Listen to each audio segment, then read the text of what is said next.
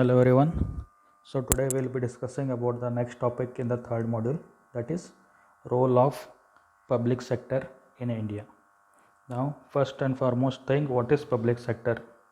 A public sector enterprise is a company in which the ownership of the government is 51% or more. The government should have the ownership of 51% or more. The government can be central government or the state government. The companies in which there is ownership by the government of 51% or more, that is the controlling power is with the central government or the state government. Any government can have the controlling power. Such companies, basically in common words we can tell that the government companies are the public sector enterprises. Examples of public sector enterprise or the government companies is LIC, Life Insurance Corporation, BSNL, and Bharat Petroleum, MTNL, ONGC. Such many companies are there in which the ownership is 51%.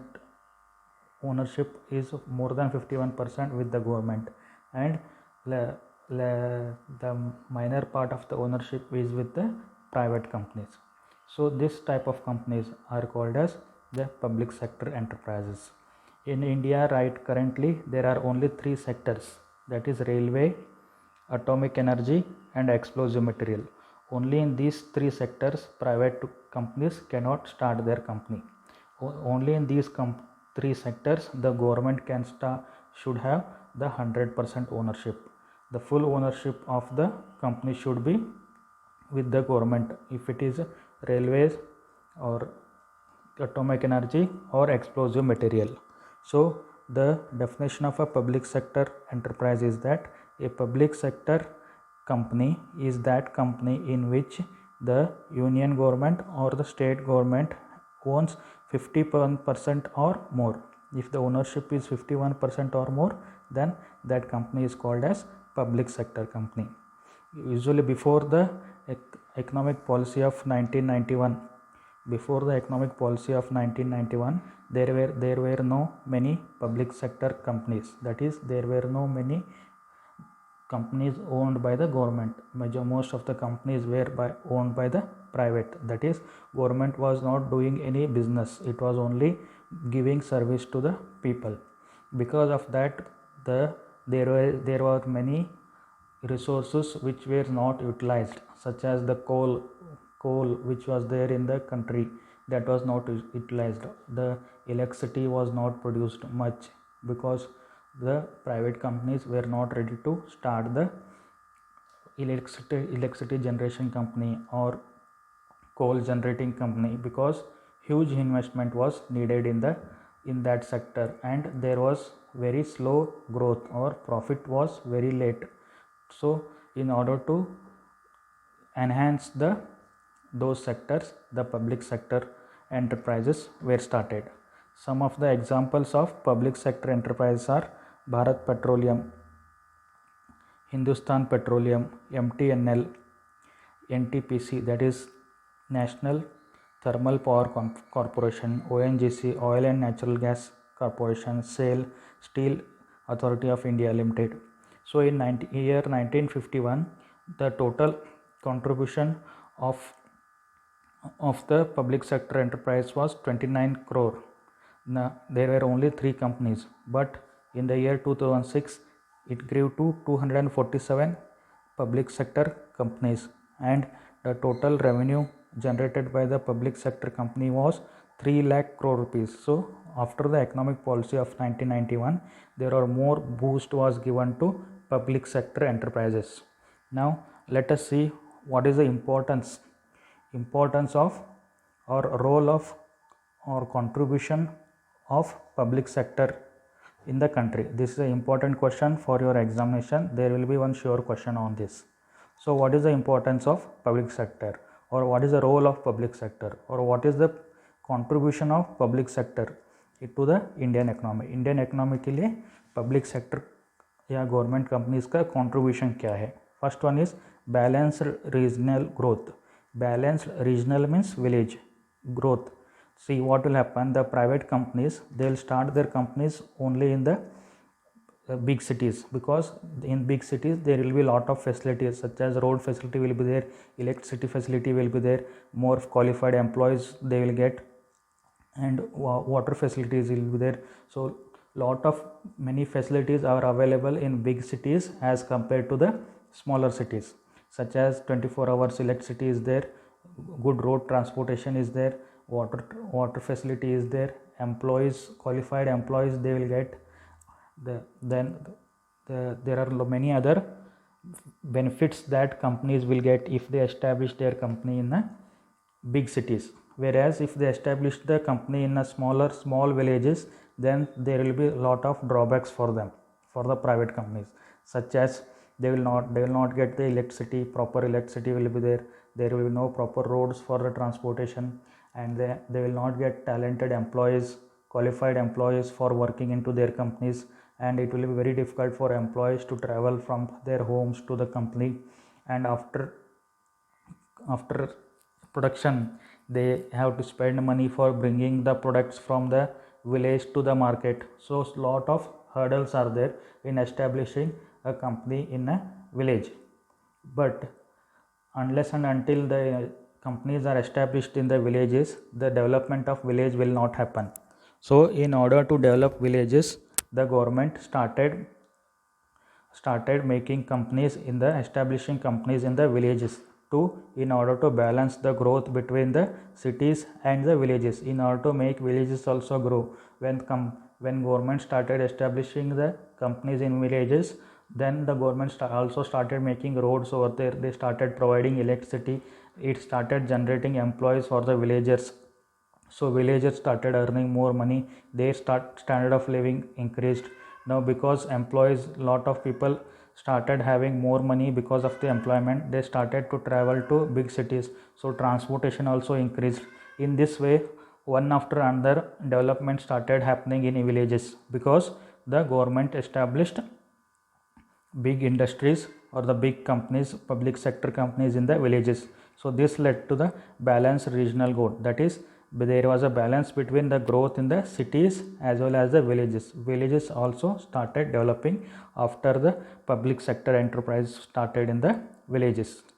Next one is employee security, that is, the public sector enterprises gives more than 1.9 million jobs to the people. More than 1.9 million people are employed in the public sector enterprises, let it be bank or manufacturing plant or any government company which is involved in production and distribution of products or services.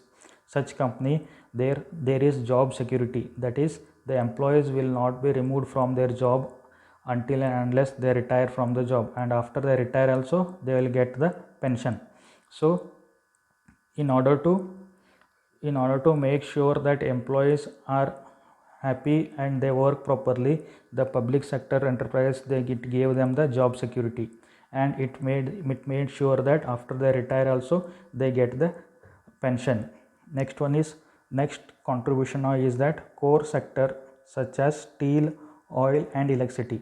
Now these core sectors such as steel, oil and electricity, in this what was happening was that for in generation of the electricity or in extraction of oil from the land or manufacturing of steel, there was lot of investment needed in terms of plant and machinery.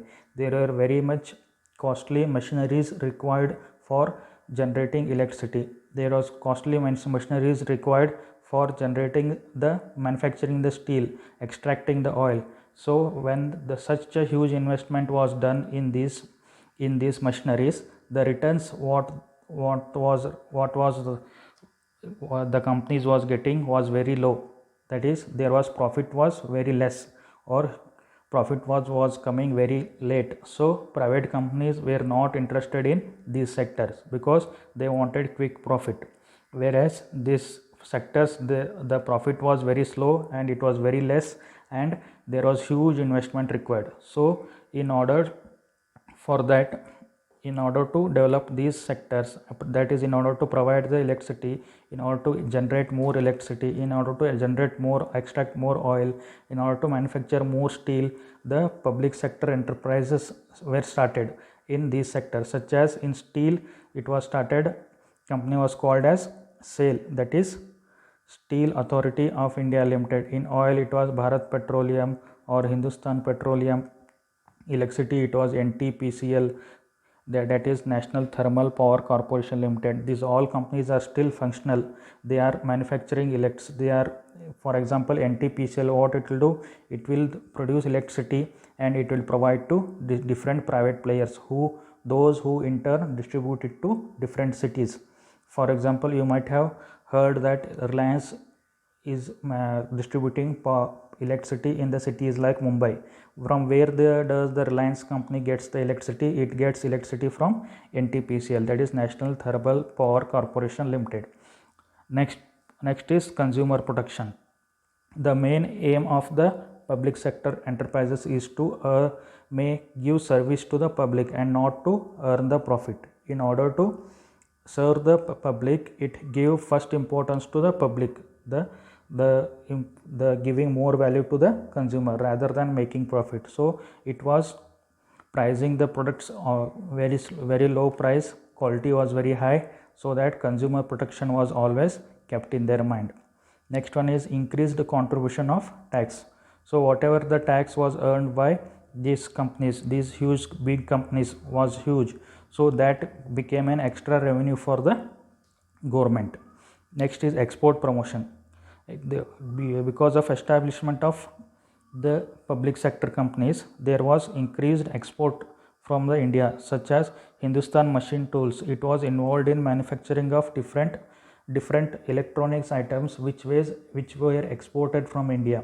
So it gave scope to increasing the export, that is selling the goods outside the country. Next one is import substitution.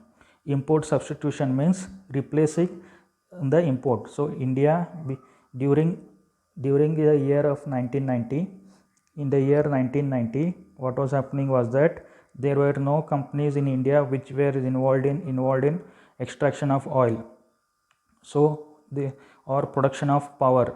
So Hindustan Petroleum or Bharat Petroleum, and ONGC, oil and natural gas, these were the companies which were established by the government. By what they did was, when they started, for example, when ONGC started production of electricity, they started generating electricity, or when the Hindustan Petroleum started generating the petroleum, that time India's dependency on other country for import, supposing 100% of the petroleum products were imported from other country, that was reduced to 70%. So only 70% India was dependent upon other country for the power, for the petroleum. The 30% was produced from the Indian company, that is government company, that is public sector company, such as Hindustan Petroleum, Bharat Petroleum, etc., Oil and Natural Gas Corporation, etc. So import substitution was happening. Substitution means replacing import, that is instead of purchasing from other country, our own country started producing the products such as oil, petroleum, gas, etc. Next one is promotion of R&D, research, and there was no much investment on research and development, because in the research and development there was no much profit was generated. Hence, in order to encourage the research and development, the public sector companies, whichever public sector company was established, be it MTNL, NTPC, ONGC, SAIL, on all these things, there was a separate department called research and development. This research and development department in these companies focused on finding new things within their areas. For example, Steel Authority of India, in this company, the R&D department was researching on how to reduce the cost of steel manufacturing, how efficiently more steel can be manufactured, etc. Now next one is, what are the objectives of establishing the public sector company? The first objective of establishing public sector company is generating financial resources. This generating financial resources means whenever any company generates profit, whenever a company generates revenue, out of its revenue only tax goes to government. Supposing, take for example Parle. Parle is a private company. So now when Parle generates profit, the Parle will not give its profit to government, only the tax it will give to the government. So once the public sector enterprises were established, that is once the government companies were established, the government not only was getting the tax revenue, it was also getting non-tax revenue. That is, when the government companies makes profit, that all profit will come to the government only. It will not go to anybody else. If the private makes profit, it will go to private company. If the government makes profit, it will come to the government only. So the objective was to generate financial resources, that is generate non-tax revenue, more non-tax revenue, that is revenue which is not taken as a tax. So when government companies makes profit, the government companies will pay tax also, and it will pay the profit also to the government itself. Next one is redistribution of income and wealth. So whatever the wealth or the profit which was generated by the government companies, what these government companies did, it spent those money on the people itself, on building different infrastructure such as road, electricity, etc. Next one is create employment. The public sector enterprises, it generated more and more employment for the people, either in the skilled and unskilled sector. Next one is encourage SSI, that is small scale industries. This public sector enterprises or the government companies, it encouraged the small scale industries, that is it encouraged people to open small scale industries. How? Now as we seen earlier, in the core sectors such as steel, oil, electricity, which had required huge investment. So government made huge investment in machineries. So whatever these companies, raw material these companies were required, those raw materials these companies purchased from the small scale industries. So if an electricity plant was being established, whatever materials that are needed for this electricity company, those materials were supplied by the small scale industries. So when these large scale industries were established by the government, automatically small scale industries started growing so that they can supply to the large scale industries. Next is increased export. So these public sector enterprises also started exporting outside the country, because in the years 1990, after the economic policy of 1991, there was no much export going on. So once the public sector enterprises started more and more manufacturing, they started exporting also. Hence it gave the scope for exporting. So this is the importance or the contribution of public sector enterprises to the Indian economy. What is the first contribution?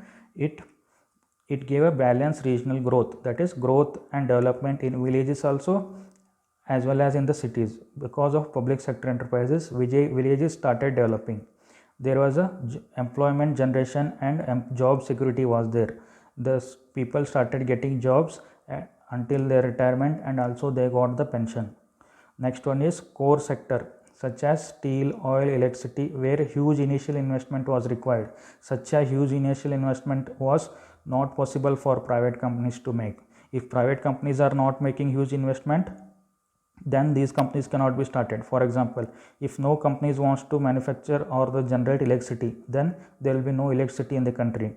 So the public sector enterprises started building the companies in which huge initial investment was needed. Next one is consumer protection. The main aim of the public sector enterprises is to serve the people and not to earn the profit. So whatever products the government companies produce, it will be in favor of the consumers. Next, increased contribution of tax. Various taxes such as corporate tax, excise duty, custom duty were all paid by the government companies. It increased the tax revenue. Next one is export promotion. Different public sector enterprises like HMT, M&MTC, these are all companies which increased the export. Next, import substitution. because of companies such as ONGC, Hindustan Antibiotics, or Bharat Petroleum or Hindustan Petroleum, India's dependency on other country was reduced and import was reduced. Import was substituted by these companies.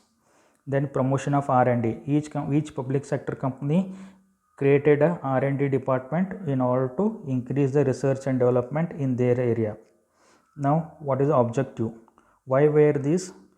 These are the contribution of the public sector enterprises to the country. Now, why was these public sector enterprises established? First one is generate financial resources, that is generate non-tax revenue. If private companies make profit, the profit will go to private company. Only tax paid by the private company goes to government. But whereas if the government company makes profit, both tax as well as profit come to the government.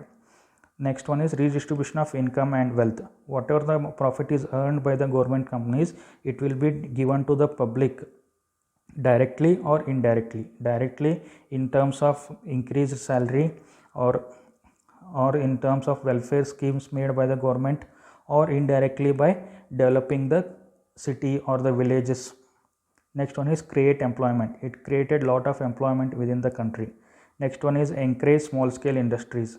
The small scale industries got encouragement because they started supplying to the large scale industries established by the public sector enterprises. Large scale industries mainly in the field of electricity, steel, oil, etc.